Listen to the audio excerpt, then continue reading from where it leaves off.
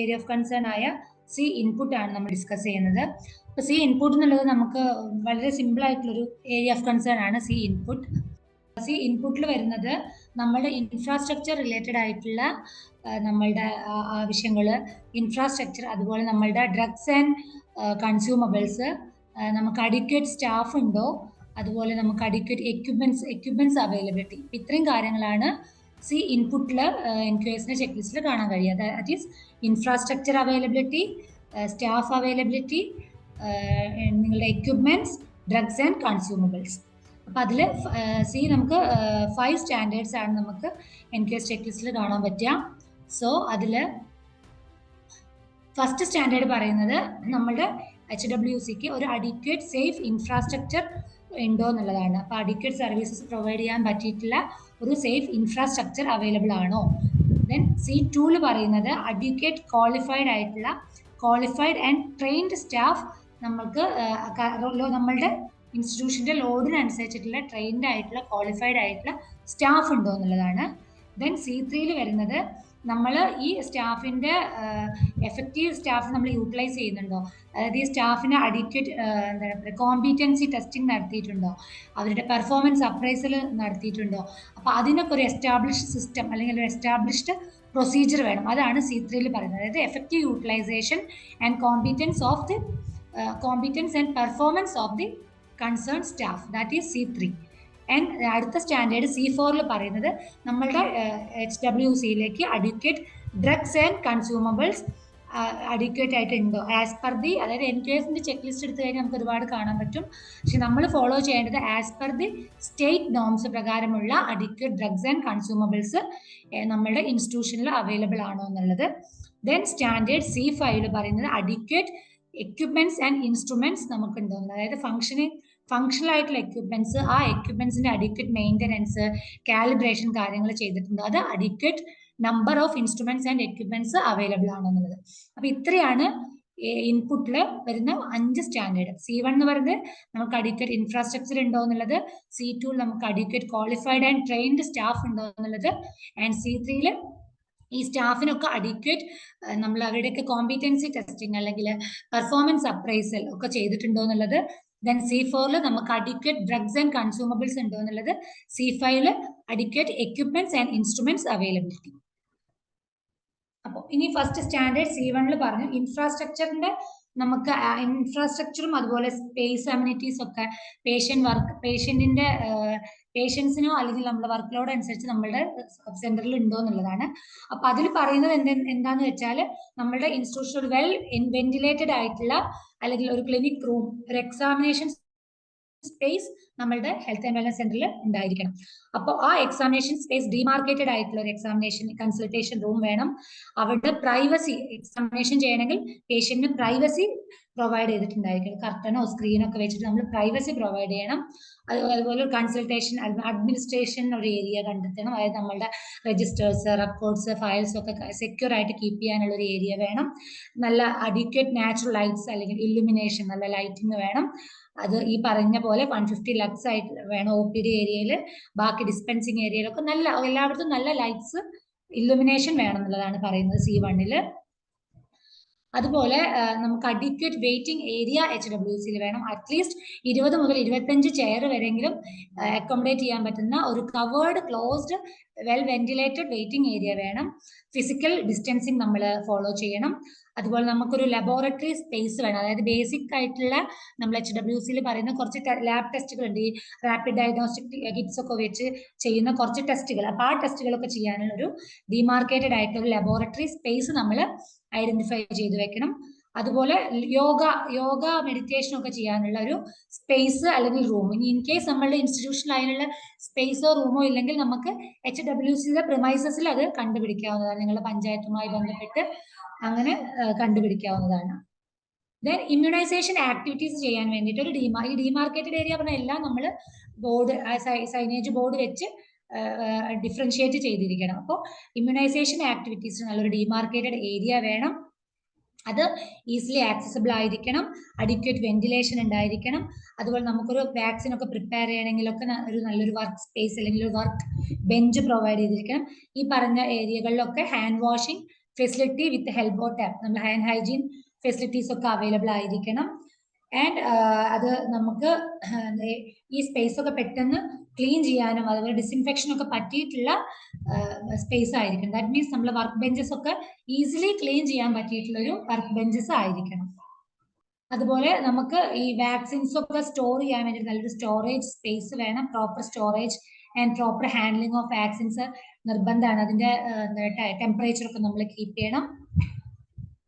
അപ്പൊ അത് നമ്മളുടെ HWCന്റെ കപ്പാസിറ്റിക്ക് അനുസരിച്ചിട്ടുള്ള അഡിക്വേറ്റ് സ്റ്റോറേജ് സ്പേസ് വേണം നമുക്ക്. ദെൻ മെഡിസിൻസ്, കൺസ്യൂമബിൾസ്, എക്യുപ്മെന്റ്സ് ഒക്കെ സ്റ്റോർ ചെയ്യാനുള്ള ഒരു സ്പേസ് ഐഡന്റിഫൈ ചെയ്യണം. അഡിക്വേറ്റ് നമുക്ക് അതിനനുസരിച്ചിട്ടുള്ള റാക്കുകൾ, അൽമറ, ഷെൽഫ് ഇതൊക്കെ ഉണ്ടായിരിക്കണം.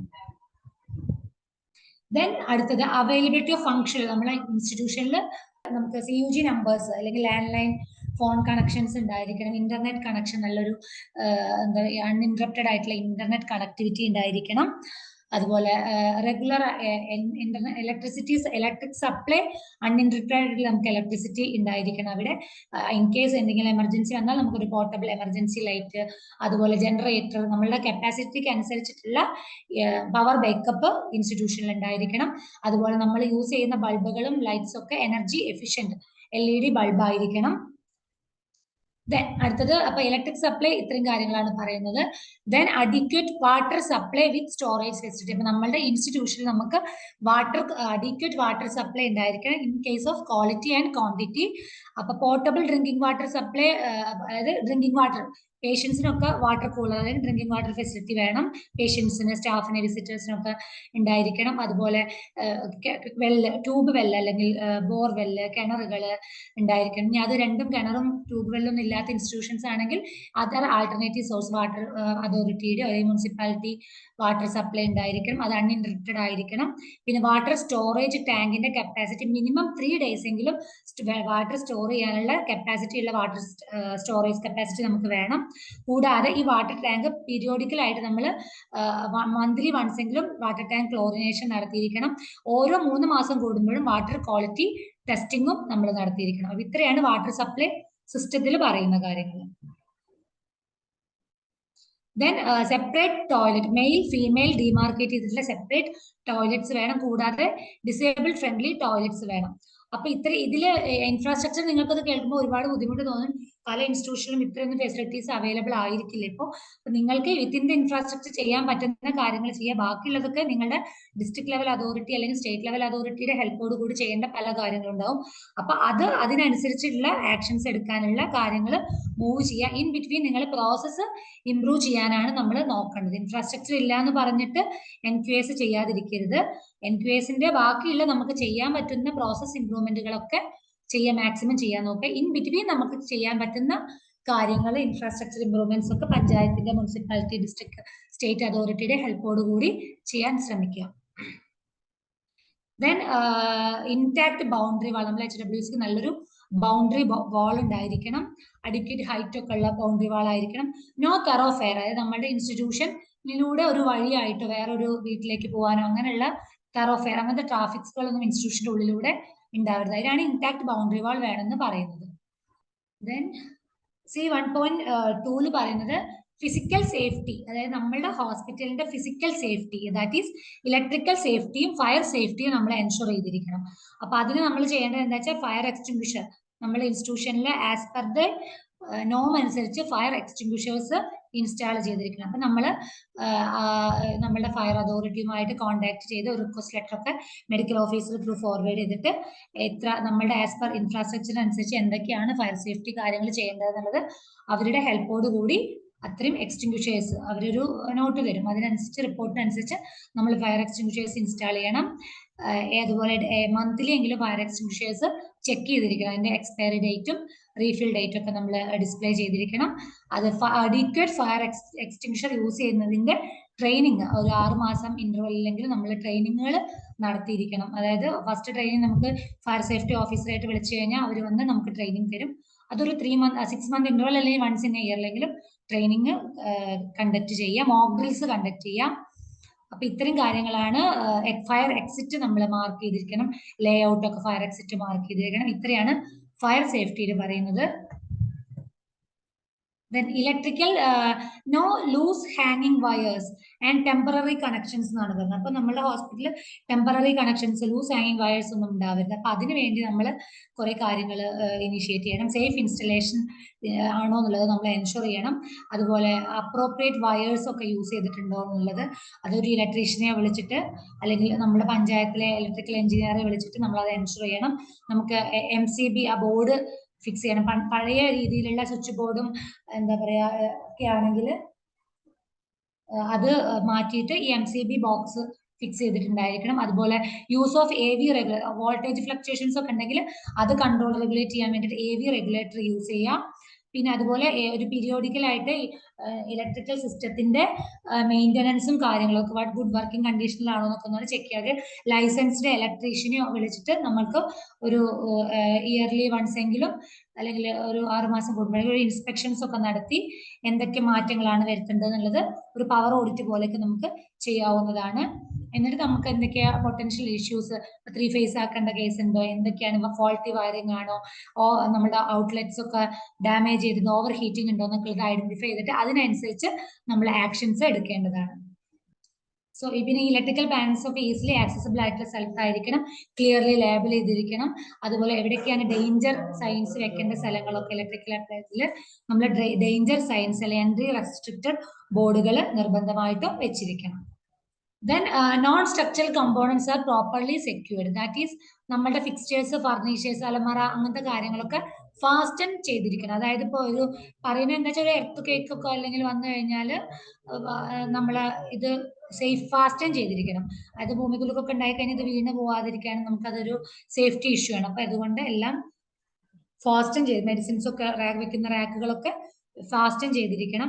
അതുപോലെ ബിൽഡിംഗ് ബൈലോസ്, അതായത് നാഷണൽ ബിൽഡിംഗ് കോഡിന്റെ ഇൻസ്ട്രക്ഷൻ പ്രകാരമുള്ള സീസ്മിക് സേഫ്റ്റി നമ്മൾ എൻഷുർ ചെയ്യണം. അപ്പൊ അതിന് നമ്മൾ ബിൽഡിംഗ് സ്റ്റെബിലിറ്റി സർട്ടിഫിക്കറ്റ് കൺസേൺ ഡിപ്പാർട്ട്മെന്റിൽ നിന്ന് വാങ്ങി വെച്ചിരിക്കണം. ബിൽഡിംഗ് സ്റ്റെബിലിറ്റി സർട്ടിഫിക്കറ്റ് നിർബന്ധമായിട്ടും വാങ്ങി വെച്ചിരിക്കണം to ensure seismic safety. NC 1.3 പറയുന്നത് നമ്മളുടെ ഇൻസ്റ്റിറ്റ്യൂഷനിൽ availability of information and communication technologies. അപ്പോൾ എങ്ങനെയാണ് നമ്മളെ ഇൻഫർമേഷൻ ഹാർഡ്വെയർസ് നമുക്ക് എന്തൊക്കെ ഫെസിലിറ്റികളാണുള്ളത്. ഇപ്പൊ നമ്മൾ റിപ്പോർട്ടിങ് കാര്യങ്ങളൊക്കെ HMIS റിപ്പോർട്ടിങ് അങ്ങനത്തെ പല കാര്യങ്ങളും റിപ്പോർട്ട് ചെയ്യാൻ വേണ്ടിയിട്ട് smart phones, tablet, laptop, desktop, നല്ലൊരു ഇന്റർനെറ്റ് കണക്ടിവിറ്റി 2 Mbps കുറയാതെയുള്ള ഇന്റർനെറ്റ് കണക്ടിവിറ്റി ഒക്കെ നമ്മൾ എൻഷുർ ചെയ്യണം.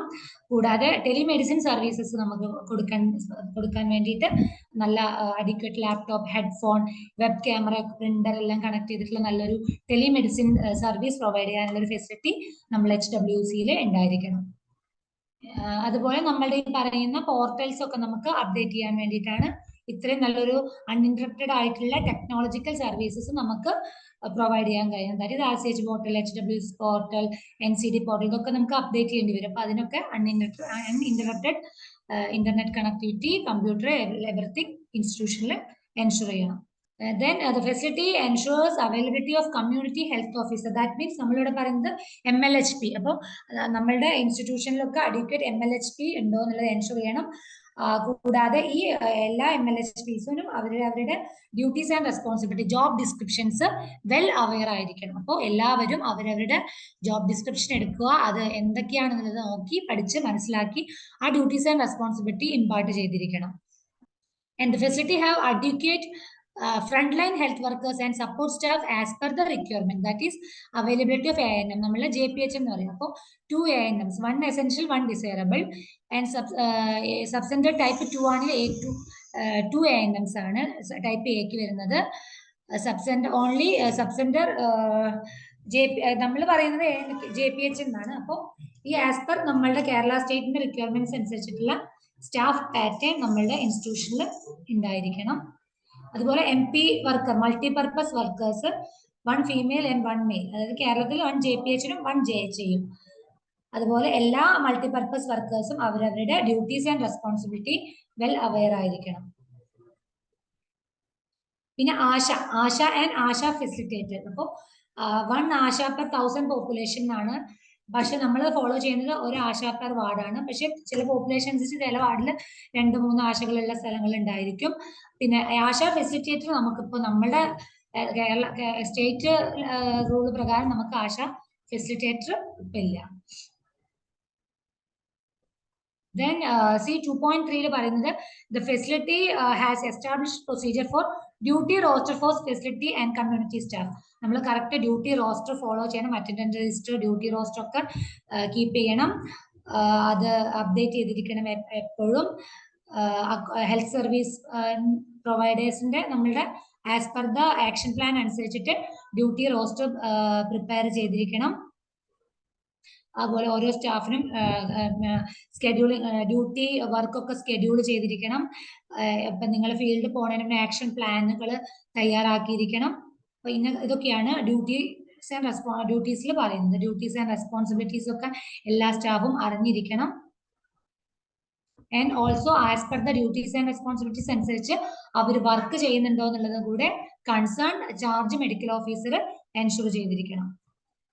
And check field visit plan are prepared, updated and followed by primary health center team. Primary health center ടീമിന്റെ ഭാഗമായിട്ട് നമ്മൾ ഈ പറയുന്ന കൺസേൺ സബ് സെന്റേഴ്സിലെ ഫീൽഡ് വിസിറ്റ് പ്ലാൻ ഒക്കെ പ്രിപ്പയർ ചെയ്യുന്നുണ്ടോ, അത് അപ്ഡേറ്റ് ചെയ്യുന്നുണ്ടോ, ആക്ഷൻ പ്ലാൻ ഉണ്ടാക്കുന്നുണ്ടോ, ഇതൊക്കെ നമ്മൾ എൻഷുർ ചെയ്തിരിക്കണം.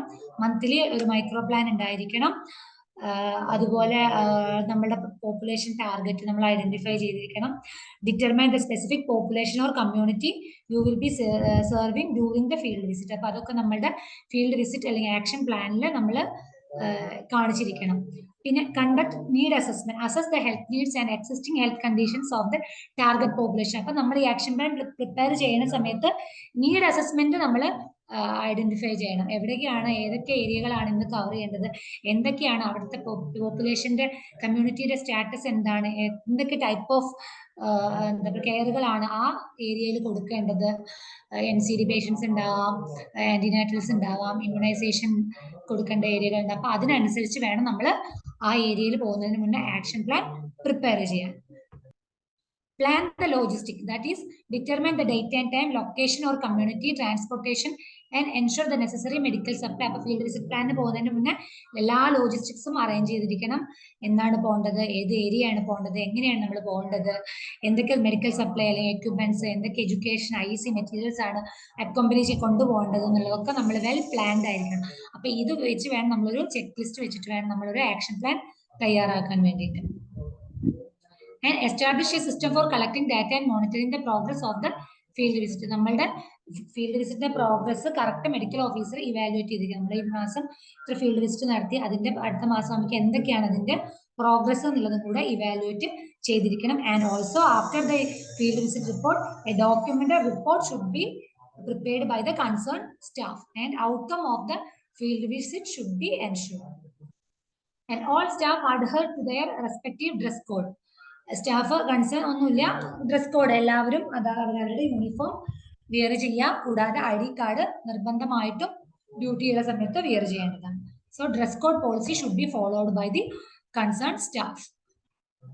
അടുത്ത standard C3 effective utilization and evaluation and augmentation of the competence and performance of the staff. അപ്പൊ ഇത് കഴിഞ്ഞു. നമ്മുടെ സ്റ്റാഫിന്റെ ഡ്യൂട്ടീസും റെസ്പോൺസിബിലിറ്റീസും ഒക്കെ നമ്മൾ ഫോളോ ചെയ്യണം, ആക്ഷൻ പ്ലാൻ ഉണ്ടാക്കണം, ഇതൊക്കെ പറഞ്ഞു. ഇനി അടുത്തത് എന്താ ചെയ്യേണ്ടത് വെച്ചാൽ ഈ സ്റ്റാഫ് ഒക്കെ കൺസേൺ കോമ്പീറ്റന്റ് ആണോ, അവരവരുടെ ഡ്യൂട്ടി അല്ലെങ്കിൽ റെസ്പോൺസിബിലിറ്റി ചെയ്യാൻ കോമ്പീറ്റന്റ് ആണോ എന്നുള്ളത് regularly concern medical officer assess ചെയ്യണം.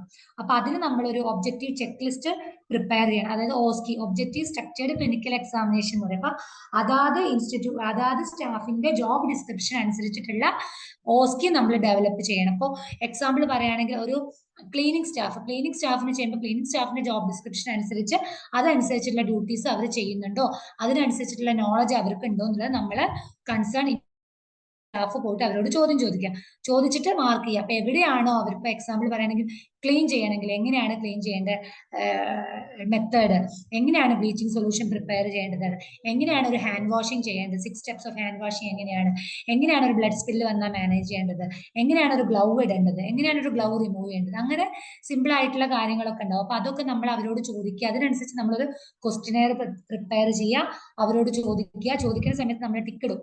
അപ്പോൾ ഓരോ സ്റ്റാഫും അത് കറക്റ്റ് ചെയ്യുന്നുണ്ട്, ചെയ്യാത്തത് എവിടേക്കാണ് അവർക്ക് ലാക്ക് ഓഫ് നോളജ് ഉള്ളത് അത് ഐഡന്റിഫൈ ചെയ്യുക, അതിനനുസരിച്ച് അവർക്ക് ട്രെയിനിങ്, കണ്ടിന്യൂസ് ട്രെയിനിങ് കൊടുത്തുകൊണ്ടിരിക്കുക. അതാണ് കോമ്പീറ്റൻസ് അസസ്മെന്റ് ചെയ്യുന്നത്. ഇപ്പൊ അതുപോലെ ഇപ്പോൾ ഒരു JPH-നാണെങ്കിൽ അവരിപ്പോൾ ഒരു ആന്റിനാറ്റൽ ചെക്കപ്പ് ചെയ്യുമ്പോൾ എന്തൊക്കെ കാര്യങ്ങളാണ് ഒരു ആന്റിനാറ്റൽ വന്നു കഴിഞ്ഞാൽ ചെയ്യേണ്ടത്, അപ്പൊ അതിനനുസരിച്ച് അവർ ക്വസ്റ്റ്യൻ പ്രിപ്പയർ ചെയ്തിട്ട് അവരെടുത്ത് ചോദിക്കുക, അതിനനുസരിച്ച് മാർക്ക് ഇടുമ്പോൾ സ്കോർ ചെയ്യുക. സ്കോർ ചെയ്യുമ്പോൾ എവിടെയാണ് അവർക്ക് ലാക്ക് ഓഫ് നോളജ് ഉള്ളത്, എവിടെയാണ് നമുക്ക് ലാക്ക് ഓഫ് നോളജ്, അത് ട്രെയിനിങ് ത്രൂ കണ്ടിന്യൂസ് ട്രെയിനിങ്ങിൽ ആ നോളജ് എടുത്ത് ഒരു സെക്കൻഡ് മന്ത് ആകുമ്പോൾ ഒന്നും കൂടെ ആ ചെക്ക് ലിസ്റ്റ് വെച്ച് ഒന്നും കൂടെ ആ സ്റ്റാഫിന്റെ കോമ്പിറ്റൻസ് അസസ് ചെയ്യാം. അപ്പോൾ ഈ എന്താ പറയുക, പ്രീ ടെസ്റ്റ് പോസ്റ്റ് ടെസ്റ്റ് നമ്മൾ ചെയ്യില്ല, അതേപോലെ തന്നെ സെയിം തന്നെയാണ്. എന്നിട്ട് ആ സ്റ്റാഫ് നോളജ് ഇംപ്രൂവ് ചെയ്ത് കൊണ്ടുവരാം. അത് നമ്മൾ റെക്കോർഡിക്കലി നമ്മളൊരു റെക്കോർഡായി ഒരു ഫയലായിട്ട് കീപ്പ് ചെയ്യണം. അപ്പൊ അതിന് നമുക്ക് സ്കിൽ മെട്രിക്സ് ഒക്കെ ഓരോ സ്റ്റാഫിനും ഓരോരോ സ്കിൽ ഉണ്ടാവും. ആ സ്കിൽ എന്താണ് ഐഡന്റിഫൈ ചെയ്തിട്ട് എവിടെയാണോ ലാക്ക് ഓഫ് ഒരു പെർട്ടിക്കുലർ സ്കിൽ ലാക്ക് നോളജ് ഉള്ളത് അത് നമ്മൾ ഇംപ്രൂവ് ചെയ്ത് കൊണ്ടുവരും. അപ്പൊ അതിന് വേണ്ടിയിട്ട് കോമ്പിറ്റൻസ് അസസ്മെന്റ് ഫോർമാറ്റുകളും കാര്യങ്ങളൊക്കെ ചെയ്യണം. At least once in a year എങ്കിലും കോമ്പിറ്റൻസ് അസസ്മെന്റ് നടത്തിയിരിക്കണം. കൺസേൺ മെഡിക്കൽ ഓഫീസർ PHC അല്ലെങ്കിൽ FHCയിലെ മെഡിക്കൽ ഓഫീസർ ഇൻചാർജ് ആണ് ഈ പറയുന്ന കോമ്പിറ്റൻസ് അസസ്മെന്റ് ചെയ്തിരിക്കണം. ഓരോ സ്റ്റാഫിനും ഒരു കോമ്പിറ്റൻസ് മെട്രിക്സ് പ്രിപ്പയർ ചെയ്യണം. ഓരോ കാറ്റഗറി അനുസരിച്ച് ഒരു കോമ്പിറ്റൻസ് മെട്രിക്സ് പ്രിപ്പയർ ചെയ്ത് വെക്കണം നമ്മൾ.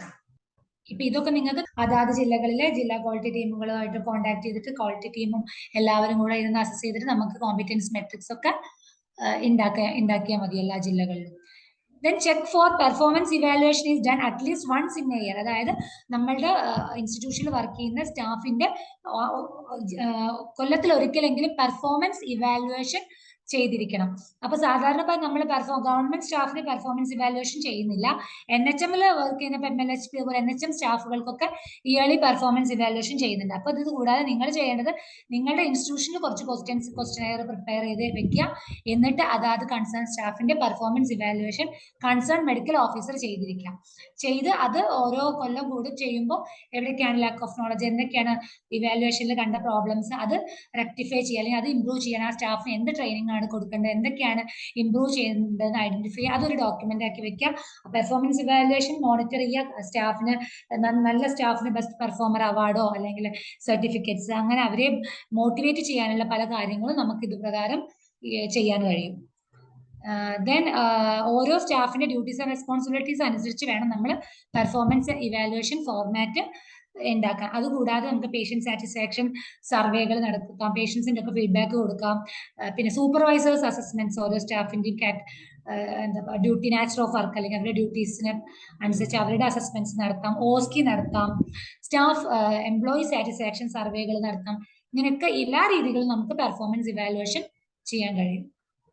ഈ പെർഫോമൻസ് ഇവാലുവേഷൻ നമ്മുടെ സ്റ്റാഫിന്റെ മാത്രമല്ല നമ്മളുടെ ഹോസ്പിറ്റലിന്റെ സർവീസ് ഇവാലുവേഷനും കൂടെ നമുക്ക് ചെയ്യാം. അതിനാണ് പേഷ്യന്റ് സാറ്റിസ്ഫാക്ഷൻ സർവേകൾ ചെയ്യാം. അതുപോലെ നമ്മൾ ഫീൽഡ് വിസിറ്റ് ചെയ്യുന്ന സമയത്ത് വില്ലേജ് ഹെൽത്ത് ന്യൂട്രീഷൻ ഡേ ഒക്കെ നടത്തുന്ന സമയത്ത് അവിടെ കമ്മ്യൂണിറ്റിക്ക് കൊടുത്തിട്ട് അവിടുന്ന് നമുക്ക് ഫീഡ്ബാക്സ് കളക്ട് ചെയ്യാൻ കഴിയും. അപ്പൊ അങ്ങനത്തെ കാര്യങ്ങളൊക്കെ ചെയ്യാം.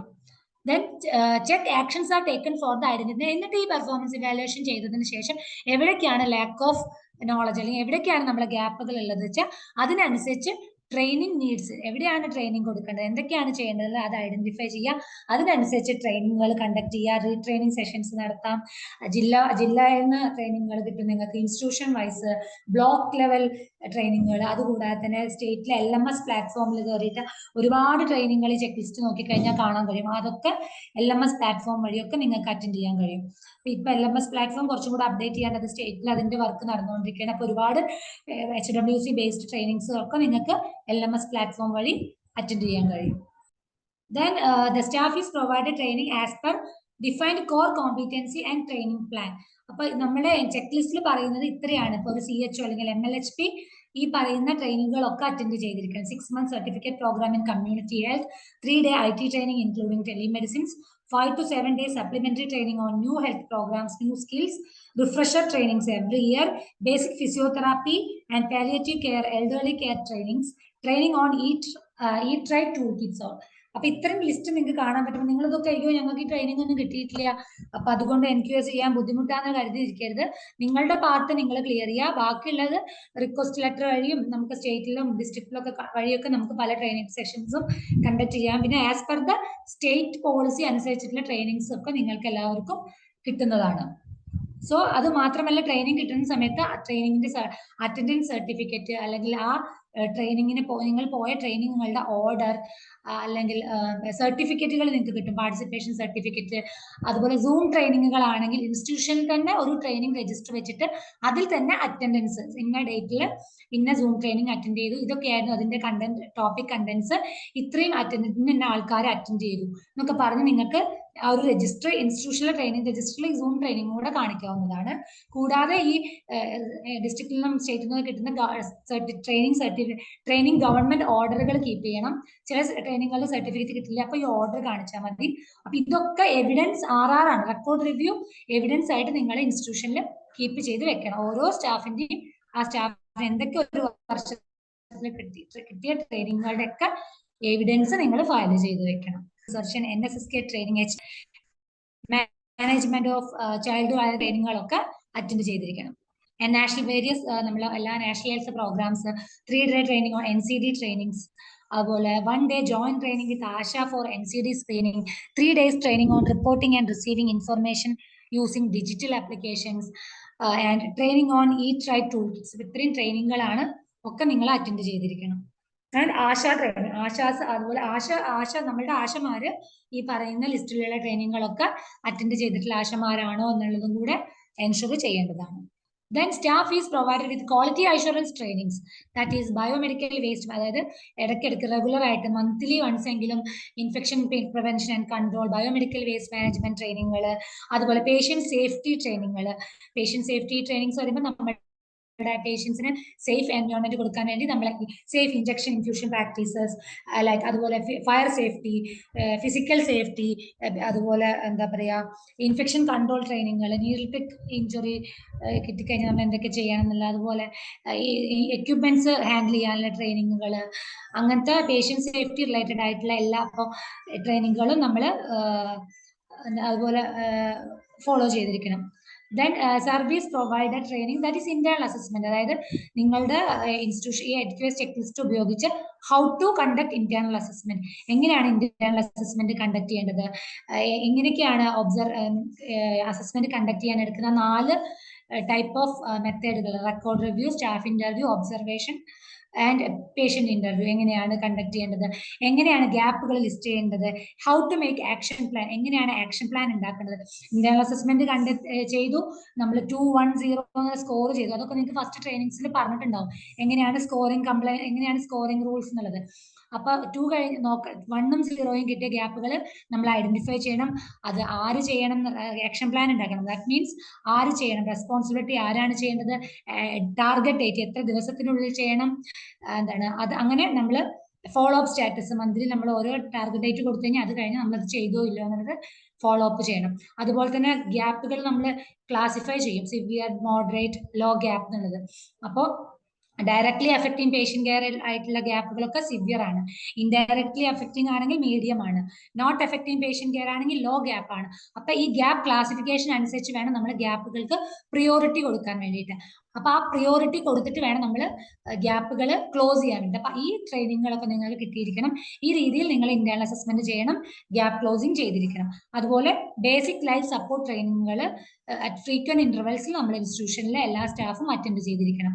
അതുപോലെ എങ്ങനെ quality assessments, quality tools and techniques, patient satisfaction survey എങ്ങനെയാണ് ചെയ്യേണ്ടത്, അതിന്റെ സ്കോറിംഗ് റൂൾ എങ്ങനെയാണ് പേഷ്യന്റ് സാറ്റിസ്ഫാക്ഷൻ കണ്ടു കഴിഞ്ഞാൽ ഇപ്പൊ നമ്മൾ ഓരോ മന്ത്ലി പേഷ്യന്റ് സാറ്റിസ്ഫാക്ഷൻ എടുത്തിട്ട് അതിൽ ഒരു 10 ക്വസ്റ്റ്യൻ ഉണ്ടെങ്കിൽ അതിൽ ഏറ്റവും ലോ പെർഫോമിംഗ് ആട്രിബ്യൂട്ട് നമ്മൾ ഐഡന്റിഫൈ ചെയ്യണം. ഏറ്റവും മോശമായിട്ടുള്ള നമ്മളുടെ സർവീസ് ഡെലിവറി ഏതാണ് പേഷ്യന്റ് പറഞ്ഞിട്ടുള്ളത്, അത് ഐഡന്റിഫൈ ചെയ്തിട്ട് അതിന്റെ റൂട്ട് കോസ് ആണ്, എന്തുകൊണ്ടാണ് പേഷ്യന്റ് ഇത്രയും മോശം റിമാർക്ക് തരാനുണ്ടായ കാരണം, അത് നമ്മൾ എല്ലാവരും കൂടെ ഇരുന്ന് ഒരു ബ്രെയിൻ സ്റ്റോമിംഗ് ഒക്കെ വെച്ച് ഐഡന്റിഫൈ ചെയ്യണം, എന്തുകൊണ്ടാണ് ഇത്രയും മോശം പറഞ്ഞത്.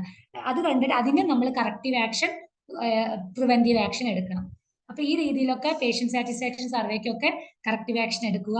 അതുപോലെ 5S മെത്തഡോളജി ഫോളോ ചെയ്യുക, ദാറ്റ് ഈസ് നമ്മളുടെ വർക്ക് പ്ലേസ് നമ്മൾ എങ്ങനെ മാനേജ് ചെയ്യണം, എല്ലാവർക്കും അറിയുന്നതാണ്. Systematic arrangement, Shine, standardise, sustain. അപ്പൊ അത് നമ്മളുടെ 5S മെത്തഡോളജി, അതുപോലെ plan, do, check, act cycles, ഇതൊക്കെ ക്വാളിറ്റി കുറച്ച് ടൂൾസ്. അപ്പൊ നിങ്ങളെ ബേസിക് 1-2 ടൂൾസ് ഒക്കെ നിങ്ങളുടെ ജില്ലാ ക്വാളിറ്റി ഓഫീസേഴ്സോ വന്ന ക്ലാസ് എടുത്തു തരും. അതിനനുസരിച്ച് ടൂൾസ് ഒക്കെ ടെക്നിക്സ് ഒക്കെ യൂസ് ചെയ്തിട്ട് ഇത്തരം ട്രെയിനിങ്ങുകൾ നിങ്ങൾ ഇൻസ്റ്റിറ്റ്യൂഷനിലെ എല്ലാ സ്റ്റാഫും അറ്റൻഡ് ചെയ്തിരിക്കണം. Then check HWC use IT platforms for regular continuous learning and capacity building. അപ്പോൾ നിങ്ങൾ through access to job base, that is massive open online courses വഴി, LMS വഴിയൊക്കെ. അപ്പോൾ ഇന്നിപ്പോൾ നിങ്ങൾക്ക് കിട്ടുന്ന സൂം ട്രെയിനിങ്ങുകൾ, LMS പ്ലാറ്റ്ഫോമുകളൊക്കെ വഴി നിങ്ങൾക്ക് IT പ്ലാറ്റ്ഫോം യൂസ് ചെയ്ത് ഒരുപാട് ട്രെയിനിങ്സ് അറ്റൻഡ് ചെയ്യാൻ പറ്റും. And document how many capacity building training workshop attended by primary health care. നേരത്തെ ഞാൻ പറഞ്ഞു ലാസ്റ്റ് ക്വാർട്ടറിൽ എന്തൊക്കെ ട്രെയിനിങ്, എന്തൊക്കെ കപ്പാസിറ്റി ബിൽഡിംഗ് ട്രെയിനിങ് നിങ്ങൾ അറ്റൻഡ് ചെയ്തു എന്നുള്ളത് നിർബന്ധമായിട്ടും ഡോക്യുമെന്റ് ചെയ്തിരിക്കണം. ഈ ഡോക്യുമെന്റ് അവിടെ ഇൻസ്റ്റിറ്റ്യൂഷനിൽ അവൈലബിൾ ആയിരിക്കണം. LMSൽ കയറി കഴിഞ്ഞ് കഴിഞ്ഞാൽ നിങ്ങൾക്ക് ട്രെയിനിങ് സർട്ടിഫിക്കറ്റ് ഡൗൺലോഡ് ചെയ്തിട്ട് കോപ്പി ആയിട്ട് കീപ്പ് ചെയ്യാനും കഴിയുന്നതാണ്. ഇത് എല്ലാം റെക്കോർഡ് റിവ്യൂല് അസസ്മെന്റ് സമയത്ത് റിവ്യൂ ചെയ്യുന്നതാണ്. And standard C4, the facility provides drugs and consumables required for assured services. അപ്പൊ ഇതിപ്പോ ചെക്ക് ലിസ്റ്റ് പ്രകാരമുള്ള ഒരു PPT ആണ്. അപ്പൊ എന്താണ് HWCയുടെ ചെക്ക് ലിസ്റ്റിൽ അവർ നമ്മൾ NHSRC തന്നിട്ടുള്ള എന്തൊക്കെ ഡ്രഗ്സ് വേണം, എന്തൊക്കെ കൺസ്യൂമബിൾസ് വേണം എന്നുള്ള ലിസ്റ്റ് ഔട്ട് ആണ് ഈ PPT നിങ്ങൾക്ക് കാണാൻ പറ്റുക. പക്ഷേ as per the state government, നമ്മളുടെ കേരള ഗവൺമെന്റ് നോംസ് അനുസരിച്ച് ചിലപ്പോൾ നമുക്ക് ഈ NHSRC തന്നിട്ടുള്ള എല്ലാ മെഡിസിൻസും കൺസ്യൂമബിൾസും ചിലപ്പോൾ വാങ്ങി വെക്കാൻ കഴിയില്ല, നമുക്ക് ആവശ്യമില്ലാത്തതായിരിക്കും. സോ നമ്മൾ ചെയ്യേണ്ടത് സ്റ്റേറ്റിന്റെ റൂൾ എന്താണ്, സബ് സെന്റേഴ്സിന് എസെൻഷ്യൽ ഡ്രഗ് ലിസ്റ്റ് സ്റ്റേറ്റ് തന്നിട്ടുള്ള റൂൾ, ഇപ്പൊ ലാസ്റ്റ് ഒരു ഓർഡർ നിങ്ങൾക്ക് കിട്ടിയിട്ടുണ്ടാവും. ആ ഓർഡർ പ്രകാരം നിങ്ങൾ കീപ്പ് ചെയ്യേണ്ട മെഡിസിൻസും കൺസ്യൂമബിൾസും എക്യുപ്മെന്റ്സും ഒക്കെ നിങ്ങൾ അവിടെ കീപ്പ് ചെയ്യാം. കൂടാതെ നിങ്ങൾക്ക് അത്യാവശ്യം വേണമെന്ന് തോന്നുന്ന മെഡിസിൻസും നിങ്ങൾക്ക് പർച്ചേസ് ചെയ്ത് വെക്കാവുന്നതാണ്. ഇത് നിങ്ങൾക്ക് ചെക്ക് ലിസ്റ്റിൽ പ്രത്യേകിച്ച് ട്രെയിനിങ്ങിന്റെ ആവശ്യമില്ല. ചെക്ക് ലിസ്റ്റ് എടുത്തു കഴിഞ്ഞാൽ കാണാൻ പറ്റുന്ന ടൈപ്പ് ഓഫ് മെഡിസിൻസ്, ഡ്രഗ്സ് ആണ് ഇതിൽ കാണുന്നതെല്ലാം. സോ ഇനി ആ ഒരു കൊറി വേണ്ട, എന്താ ഈ മെഡിസിൻ വാങ്ങിക്കണോ എന്നുള്ളത്, as per the state rule അല്ലെങ്കിൽ സ്റ്റേറ്റ് ലീഗൽ ലിസ്റ്റ് പ്രകാരമുള്ള medicines should be available in the sub centres. ഓരോ ടൈപ്പ് കാറ്റഗറൈസ് ചെയ്തിട്ട് വെച്ചിട്ടുണ്ട് അല്ലേ. Cardiovascular medicine, palliative care medicine എന്നൊക്കെ പറഞ്ഞ് നിങ്ങൾക്ക് കാണാൻ പറ്റും. എല്ലാം drug list as per state guide line. And next standard C5. അപ്പൊ എക്യുപ്മെന്റ്സ് അല്ല, ഡ്രഗ്സ് ആൻഡ് കൺസ്യൂമബിൾസ് കഴിഞ്ഞു. ദെൻ നെക്സ്റ്റ് നമുക്ക് adequate functional equipment and instruments ഉണ്ടോ എന്നുള്ളതാണ്. അതും as per the cheque list പ്രകാരം ആ ചെക്ക് ലിസ്റ്റിൽ കാണാൻ പറ്റും എന്തൊക്കെയാണ്. എക്സാമിനേഷൻ അല്ലെങ്കിൽ പേഷ്യൻസിനെ എക്സാമിൻ ചെയ്യാനും മോണിറ്ററിങ് ചെയ്യാനും എന്തൊക്കെ ടൈപ്പ് എക്യുപ്മെന്റ്സ് വേണമെന്നുള്ളത്, അതും biomedical equipments as per the state list പ്രകാരമുള്ള എല്ലാ എക്യുപ്മെന്റ്സും അവൈലബിൾ ആക്കി വെക്കുക.